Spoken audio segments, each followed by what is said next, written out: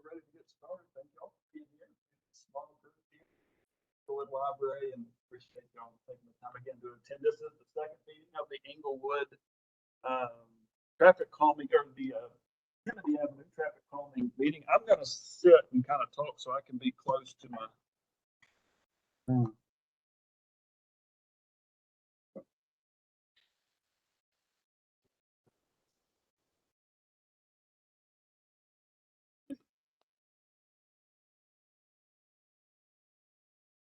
One second here. Sorry.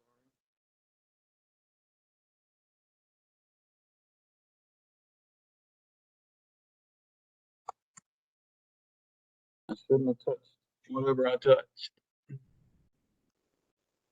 Did not want me to say.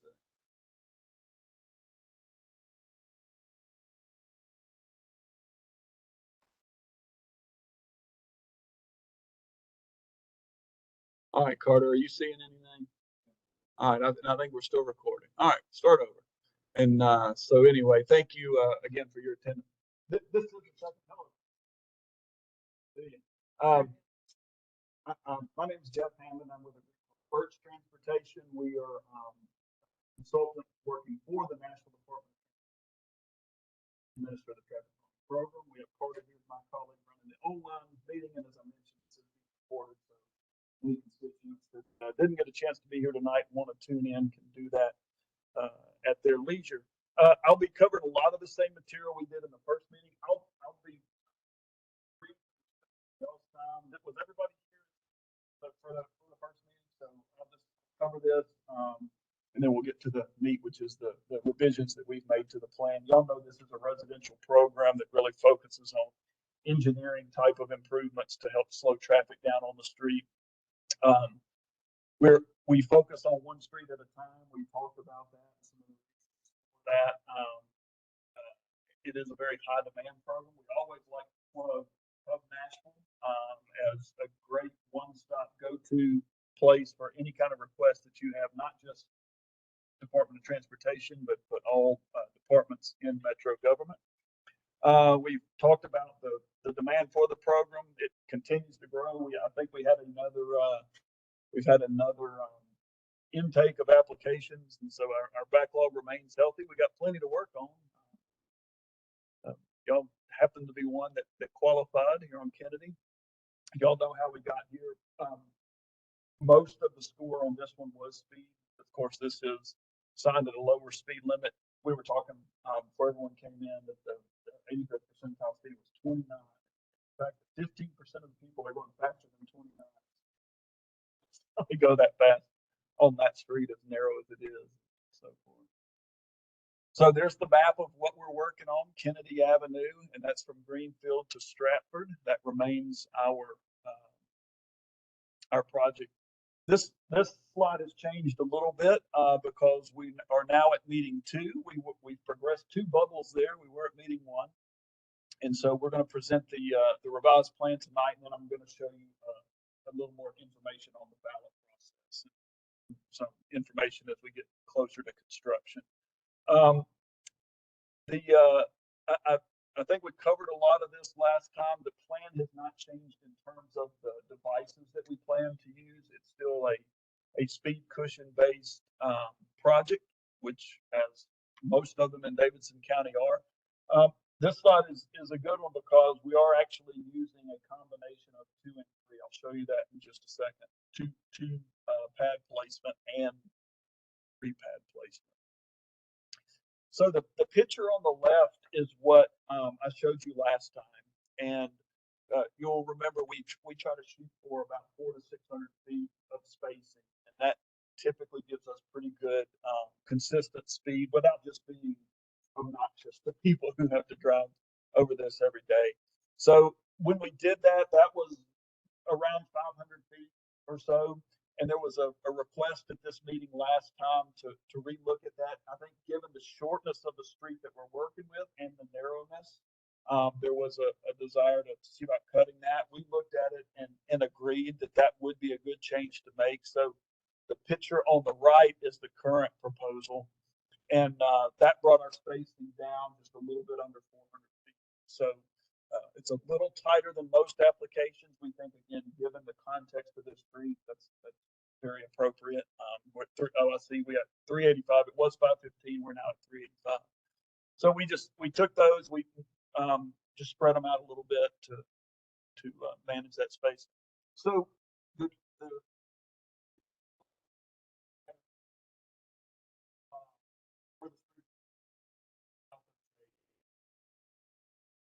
right here, the street wider on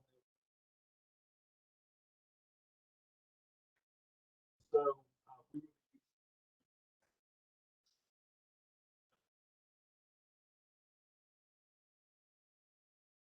there's a little bit of extra room this side right there. There's a possibility they may drive. So we went ahead and put three across, cut down on that distance, that width. What I just showed you is helpful in a meeting like this. It's what I like to use, but I want you to know we will have full design plans that are in a lot more detail to present. Those are complete. We can share those with you. What we will be doing is once we're ready to go to ballot, and that may be right after this meeting, essentially probably early next week, we'll go ahead and post those to Nashville.gov. You'll have access to them, and so when you get the ballot and you go on that, you can not only get the ballot, but you'll have a link to people know exactly what they're voting for. They can zoom into the detail. I know you can't see it from where you are, but it'll say speed cushion configuration B 62 feet south of the driveway at 3603 Kennedy Avenue. So you can go out and you can see exactly where we're putting in place. As I mentioned last time, we do our best to avoid keep them as far as we can from driveways, certainly keep them away from intersections and those things. We didn't really have any issues on the street, finding good spots for them. You've got a little bit of hill, but and then there are some signs associated with them, and you see those. And then down here in this corner, if you're interested, you can actually see the placement about how far they are from the edge, all that kind of stuff. Those are more for our installers, for details about how to install the project. Any comments? I mean, that's pretty much it on the plan itself. That was the big change we made on it. How far from the edge? It's about 1.5 feet. So that street right there is where we put them is 23 feet. So we could get by with putting two. I just have a concern given that kind of graveled shoulder that's over there that someone could drive around. So that's pretty tight. So they're about 1 foot in between each pad, and then 1.5 feet on the end. The pads are 6 feet wide. So it's still plenty. I mean, what we have found, the easiest way to drive these, if you wanted to go over it as fast as you would kind of straddle pick one pad to straddle. If your two wheels can get on this board, then the outside of that pad is front, so that's easy. You'll have to slow down. A lot of people will drive it and put one wheel here and one wheel there. That's okay too.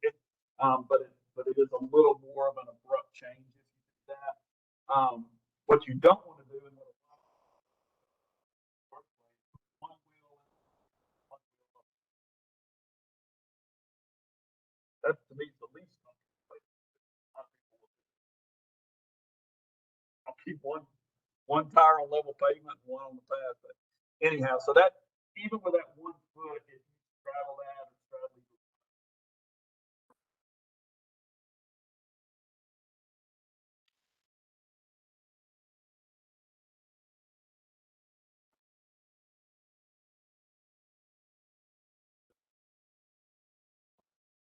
this won't give them an opportunity to miss that. That's the only thing about it. Otherwise, it's the same.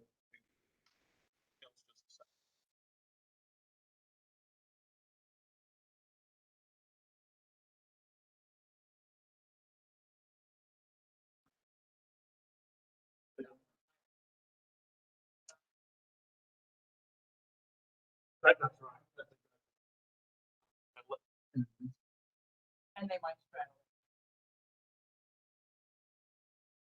Yeah. Right. Right. Yeah. Can't really straddle it.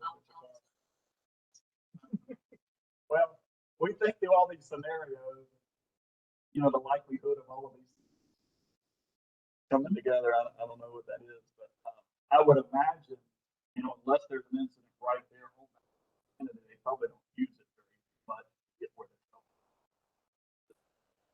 We have had meetings, including some very recently with the fire department, just to reconfirm, how they manage that, what information. So they've been great.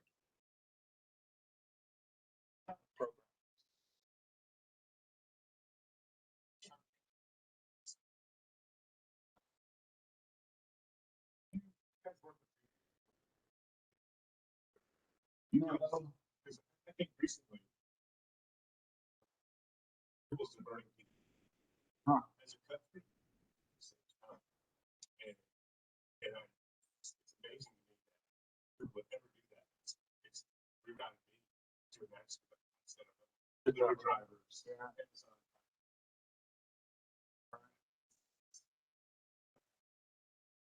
Yeah. It's heavy to stop that.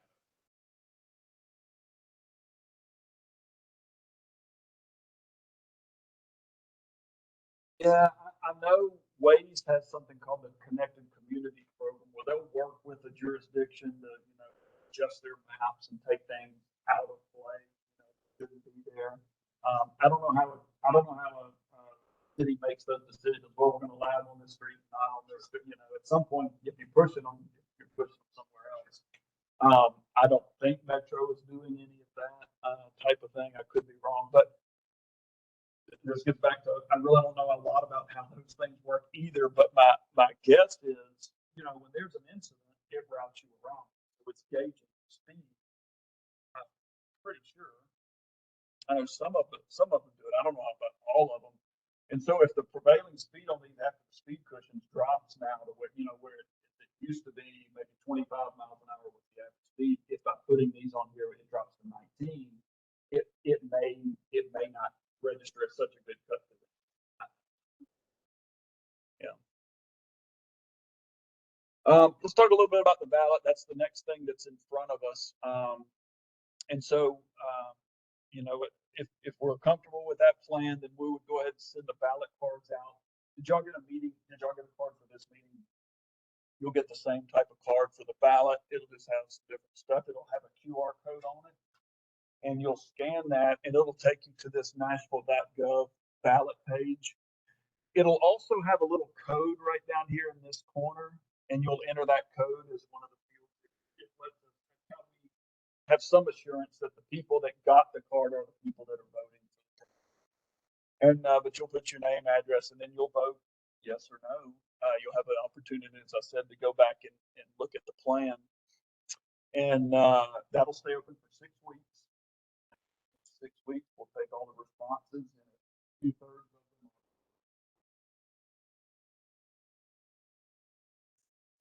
are a threshold we're trying to get. We don't need any proportion of all the residents.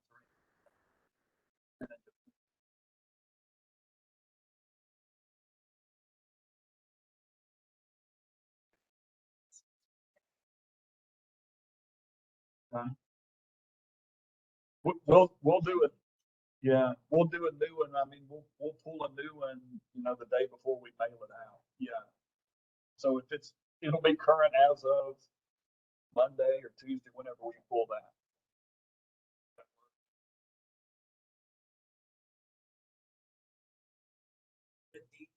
Yeah, I checked it. Wonder how much that lasts. Because what I'm looking at is from the planning department. It's not even, I would assume it's gotta go from the registry.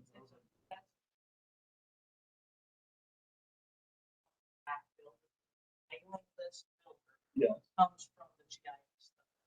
Yeah.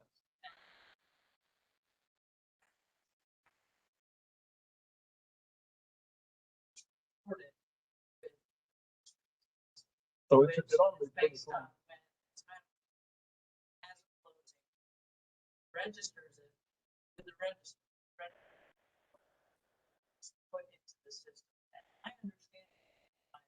day job? Is that usually? And that's different title. So.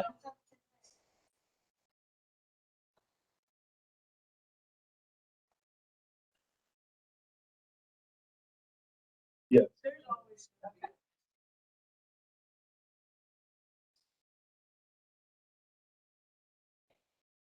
So what I normally do on my projects, like the list I made for the meeting, we probably did that 3 weeks ago, something like that. So y'all would have notice of the meeting tonight. I'll make a fresh list when we're ready for that. So I won't just read it. It takes 5 minutes or so to query that on the street as small as this. So I'll just make a fresh one every time. Y'all do have some odd property arrangements, but like Ken said, I mean, some of these, like a tiny little corner, looks to me like it borders Kennedy, so I'm gonna send them a ballot. I don't know. I mean, I don't want anybody to complain that we should. I mean, but some of them are very like a very small corner looks because the policy is you need to abut the project, the right of way. Just the way this one is, it's got some funny angles there. And it's important to know, and I think I mentioned that this does go to the property owner. May have a neighbor that didn't get one if they don't own the property. I don't know if anybody owns multiple properties, but we also only send one ballot.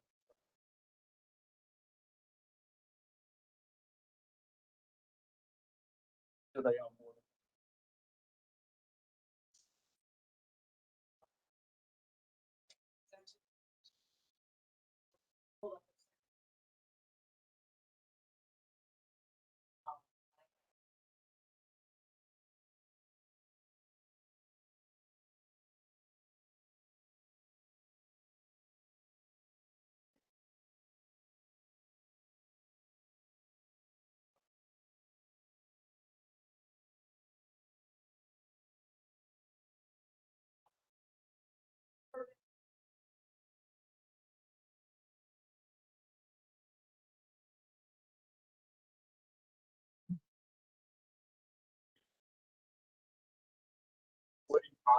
We are.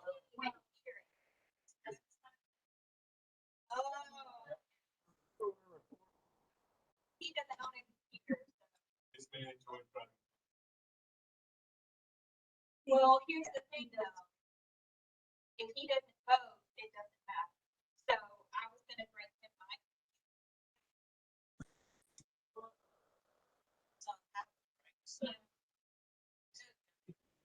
But he in his red. Is he in the corner?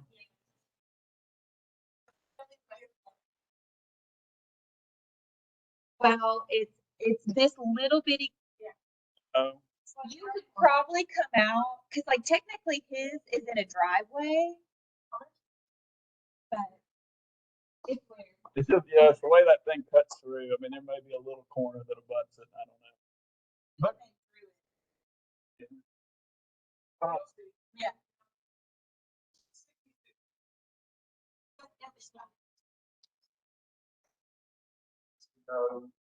That actually was like 33 and 4 in terms of pass fail. Front streets that have gone out to ballot. 33 have passed. Something.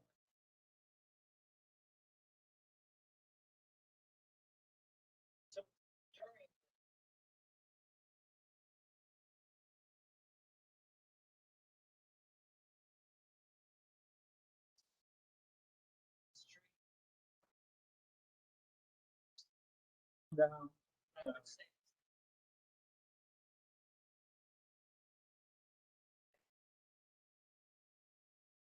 the thing, if we get 3 responses.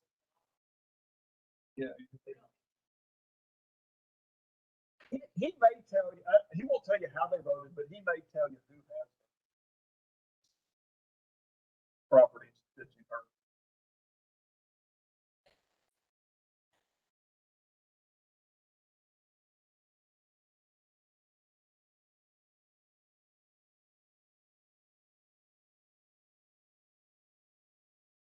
A little information about next steps and time frame. So you know, I said send postcards for the ballot. I like to put 2 to 3 weeks, but if y'all are ready, we could go ahead and do that this week. And then we just back up 6 weeks from that. So I just put one out yesterday. I think it closes January the 6th. So y'all are probably looking at like the second week close. And then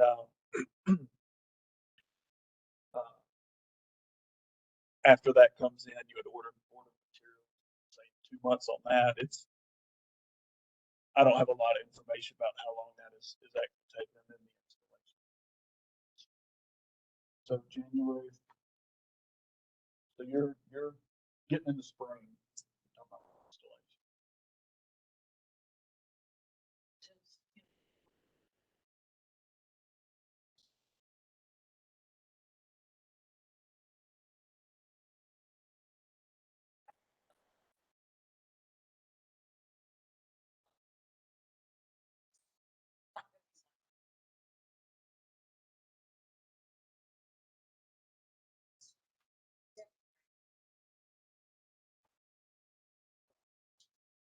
I mean, in areas like.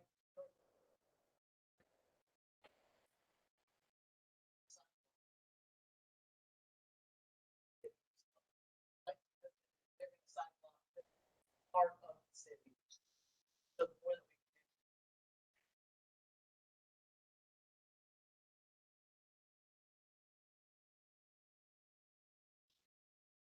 it's much more quick to put in colonies.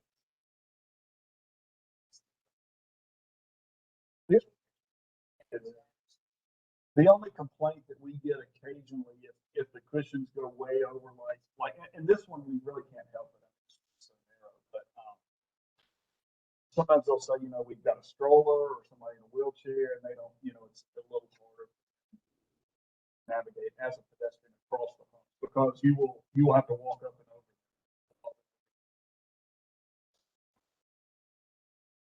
Yeah.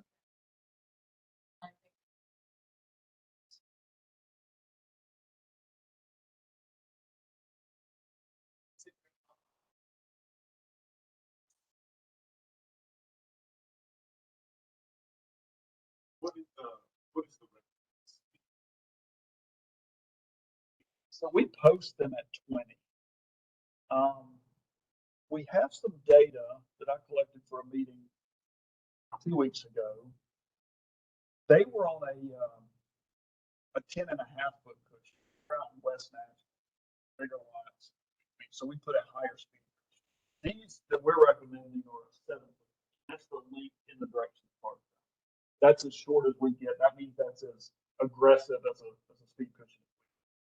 So these were 10.5, and I did some travel time where I sort of trailed cars, and I got, you know, kind of average speed, but also the high speed. Some of them on a 10.5 are going as low as 11 miles an hour. Now they speed up in between. We're able to capture all that, and we expect that. But I would say at the point of the cushion, it's probably like on these, probably 12 to 15 miles an hour. And you know, as you take that over the course, on those, the average speed over about 3/4 miles, right at 25 miles an hour, which is what it was supposed to. Here with these, and since we scooted them closer together, and a little more, about 20. And our speed limit, which is 10, is gonna stay. Yeah, I think probably will. Yeah. Either they will probably put. They'll all say speed cushion. And what we normally do is put that.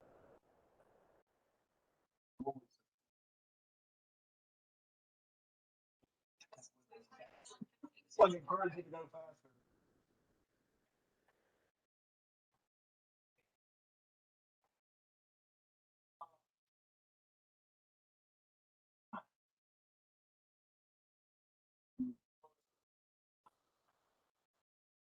Yeah. Need to go ahead. I think that's a That's live stream. Well, I even think that's a change, but yeah, I'm glad you mentioned something. Double check on it. We just get so used to posting that. Any other questions? My contact is here, Gil Thomas, who is Metro's program manager, is here as well. You'll probably be hearing more from him at this point.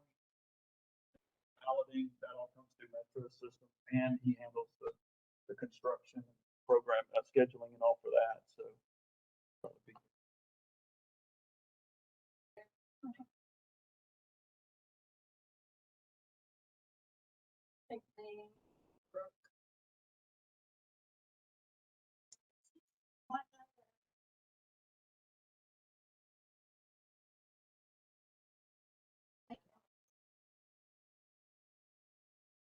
I think she's the main one.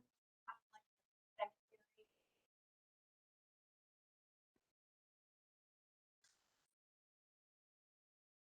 We'll go ahead and-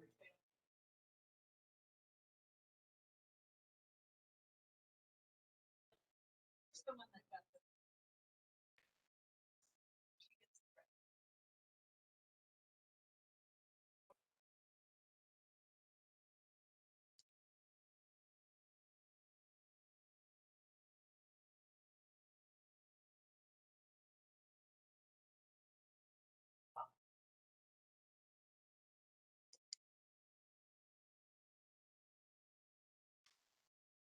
Very good.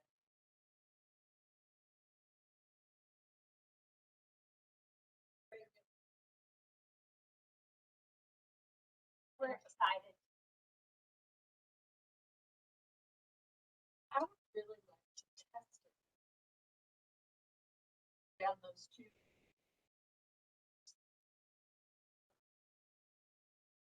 Can you say that statistic you said it was speed limit was? Oh, yeah. So when we put all of the speeds citywide into our database, we use something called the 85th percentile. And that means that 15% of the cars are going at the speed. That's in our industry, that's kind of how we say, well, that's a significant number. 15% on that, and that's the high. So we don't set a threshold, we just rank them. And so we look at that, and your 85th percentile speed was 29 miles. 15% are going faster than 20. Well, most streets that wouldn't be a problem. You know, it's not 25. When it's not 10.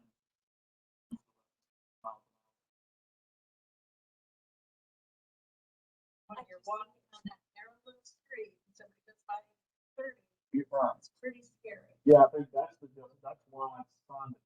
Yeah. Arrow and made them alley like you're talking about. So that's why.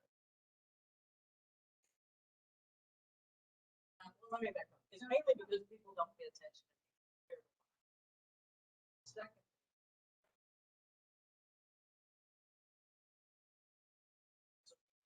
Don't care.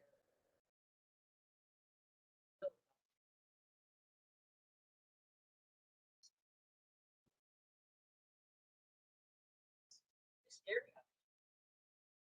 So, well, I don't think. Check the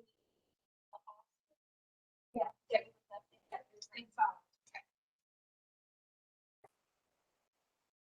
No, I think it's- Yeah. So, right. Well, I would. Yeah.